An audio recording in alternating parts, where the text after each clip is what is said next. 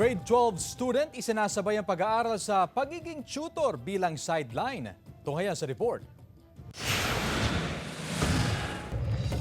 Walang makahahadlang sa taong may pangarap. Yan ang pinatutunayan ng grade 12 student na si Miguel Siador mula Barangay Gilig, Mangaldan, Pangasinan. Kahit kapos sa buhay, patuloy pa rin siyang nagsusumikap upang makapagtapos ng pag-aaral. Nais ni Miguel na maging civil engineer balang araw. Kaya para makatulong na rin sa kanyang magulang, isinasabay niya ang pagiging tutor bilang sideline. Tinuturuan niya ang ilang kaklase na hindi masyadong maintindihan ang kanilang aralin. Malaking tulong daw ito upang may pambaon at mabili ang mga pangangailangan sa eskwelahan. Pagkatapos po ng school po, dumediretso po ako dun sa tututuran ko po.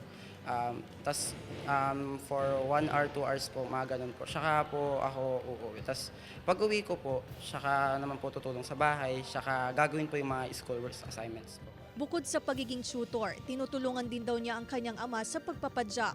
Kahit may sideline, tiniyak ni Miguel na hindi napapabayaan ang kanyang pag-aaral. Consistent honor student siya sa kanilang paaralan. Para sa ilang guro, larawan daw si Miguel ng isang estudyanteng may positibong pananaw sa buhay at punong-puno ng pangarap. Siya very responsible talaga. Tapos makikita mo talaga na very positive, enthusiastic siya sa mga matututunan niya sa panibagong araw. Para kay Miguel, sa bawat hamon ng buhay, laging ngumiti at salubungin ang bawat umaga ng puno ng pag-asa. Kung may gusto po kayong makuha or kung may mga pangarap naman po tayo na sana po gawin po natin yung makakaya po natin para marating po yung gusto po nating kinabukasan. Kasama si Ron Alistair Taniedo, Claire Lacanilaw Dungka, One North Central Luzon.